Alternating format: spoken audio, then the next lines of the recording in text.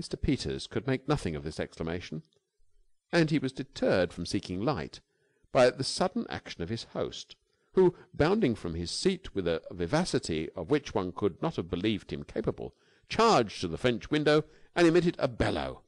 "Wilhelmina!" Billy looked up from her sketching book with a start. It seemed to her that there was a note of anguish, of panic in that voice. What her father could have found in the drawing-room to be frightened at, she did not know. But she dropped her block and hurried to his assistance. "What is it, father?"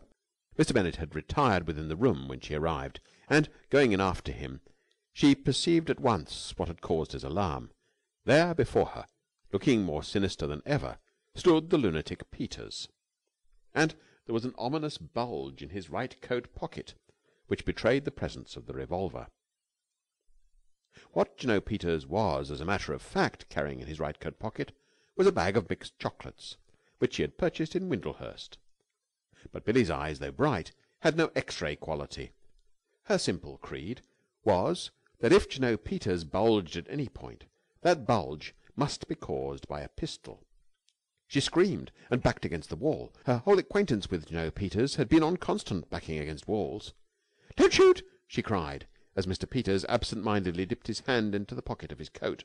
"Oh, please don't shoot!" "What the deuce do you mean?" said Mr. Bennett irritably. He hated to have people gibbering around him in the morning. "Wilhelmina, this man says you told him you loved him." "Yes, I did. And I do. Really, Mr. Peters, I do." "Suffering cats!" Mr. Bennett clutched at the back of a chair. "But you've only met him once," he added almost pleadingly. "You don't understand, father dear," said Billy desperately. "I'll explain the whole thing later, when—" "Father!" ejaculated Jno. Peters feebly. "Did you say father?" "Of course I said father." "This is my daughter, Mr. Peters." "My daughter? I mean your daughter? Are you sure?" "Of course I'm sure. Do you think I don't know my own daughter?" "But she called me Mr. Peters." "Well, it's your name, isn't it?" "But if this young lady is your daughter, how did she know my name?"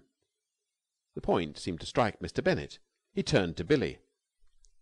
"That's true. Tell me, Wilhelmina, when did you and Mr. Peters meet?" "Why, in Sir Mallaby Marlowe's office the morning you came there and found me when I was talking to Sam." Mr. Peters uttered a subdued gargling sound. He was finding this scene oppressive to a not very robust intellect. "Mr. Samuel, told me your name, Miss Milliken," he said dully. Billy stared at him. "Mr. Marlowe told you my name was Miss Milliken?" she repeated. "He told me that you were the sister of the Miss Milliken who acts as stenographer for the Gov. for Sir Mallaby. He sent me in to show you my revolver, because he said you were interested and wanted to see it." Billy uttered an exclamation. So did Mr. Bennett, who hated mysteries.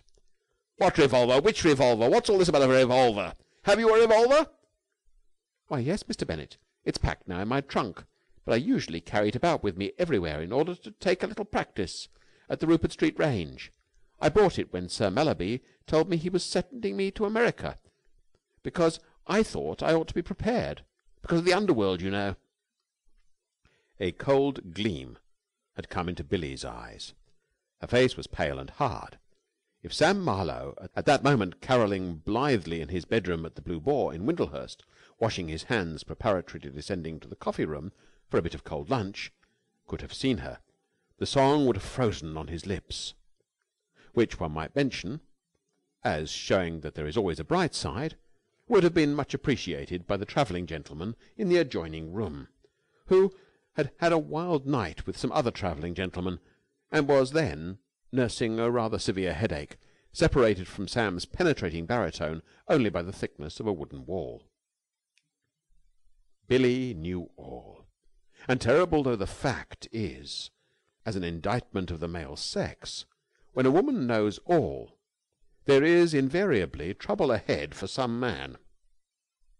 There was trouble ahead for Sam Marlowe. Billy, now in possession of the facts, had examined them and come to the conclusion that Sam had played a practical joke on her, and she was a girl who strongly disapproved of practical humour at her expense. "That morning I met you at Sir Mallaby's office, Mr. Peters," she said in a frosty voice. "Mr. Marlowe had just finished telling me a long and convincing story to the effect that you were madly in love with a Miss Milliken who had jilted you, and that this had driven you off your head, and that you spent your time going about with a pistol trying to shoot every red-haired woman you saw, because you thought they were Miss Milliken. Naturally, when you came in and called me Miss Milliken and brandished a revolver, I was very frightened. I thought it would be useless to tell you that I wasn't Miss Milliken, so I tried to persuade you that I was, and hadn't jilted you after all." "Good gracious!" said Mr. Peters, vastly relieved, and yet, for always there is bitter mixed with the sweet, a shade disappointed. "Then you don't love me after all?" "No," said Billy. "I'm engaged to Bream Mortimer, and I love him and nobody else in the world." The last portion of her observation was intended for the consumption of Mr. Bennett rather than that of Mr. Peters, and he consumed it joyfully. He folded Billy in his ample embrace. "I always thought you had a grain of sense hidden away somewhere," he said, paying her a striking tribute. "I hope now that we've heard the last of all this foolishness about that young hound Marlowe." "You certainly have. I don't want to ever see him again. I hate him." "You couldn't do better, my dear," said Mr. Bennett approvingly. "And now run away. Mr. Peters and I have some business to discuss." A quarter of an hour later, Webster, the valet, sunning himself in the stable yard, was aware of the daughter of his employer approaching him. "Webster," said Billy, who was still pale. Her face was still hard, and her eyes still gleamed coldly. "Miss," said Webster politely, throwing away the cigarette with which he had been refreshing himself, "will you do something for me?" "I should be more than delighted, miss." Billy whisked into view an envelope which had been concealed in the recesses of her dress. "Do you know the country about here well, Webster?" "Within a certain radius, not unintimately, miss. I have been for several enjoyable rambles since the fine weather set in." "Do you know the place where there is a road leading to Havant and another to Cosham? It's about a mile down." "I know the spot well, miss." "Well, straight in front of you when you get to the signpost there is a little lane." "I know it, miss," said Webster. "A delightfully romantic spot, what with the overhanging trees, the wealth of blackberry bushes, the varied wild flowers." "Yes, never mind about the wild flowers now. I want you, after lunch, to take this note to a gentleman you will find sitting on the gate at the bottom of the lane." "Sitting on the gate, miss?" "Yes, miss." "Or leaning against it. You can't mistake him. He is rather tall and oh, well, there isn't likely to be anybody else there, so you can't make a mistake. Give him this, will you?" "Certainly, miss. Any message?" "Any what?" "Any verbal message, miss?" "Oh, certainly not. You won't forget, will you, Webster?" "No, on no account whatever, miss. Shall I wait for an answer?" "There won't be an answer," said Billy, setting her teeth for an instant. "Oh, Webster." "Miss?" "Can I rely on you to say nothing to anybody?"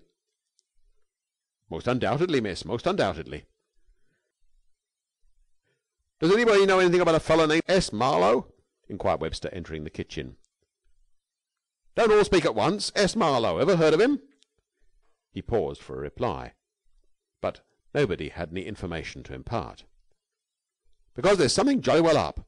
Our Miss B. is sending me with notes for him at the bottom of the lanes." "And her engaged to Mr. Mortimer!" said the scullery maid, shocked. "The way they go on! Chronic!" said the scullery maid. "Don't you go getting alarmed, and don't you," added Webster, "go shoving your ear where your social superiors are talking. I've had to speak to you about that before. My remarks were addressed to Mrs. Withers here." He indicated the cook with a respectful gesture. "Yes, here's the note, Mrs. Withers. Of course, if you had a steamy kettle handy, in about half a moment we could, but no, perhaps it's wiser not to risk it. And, come to that, I don't need to unstick the envelope to know what's inside here. It's the raspberry, ma'am. Or I've lost all my power to read the human female countenance. Very cold and proud-looking she was.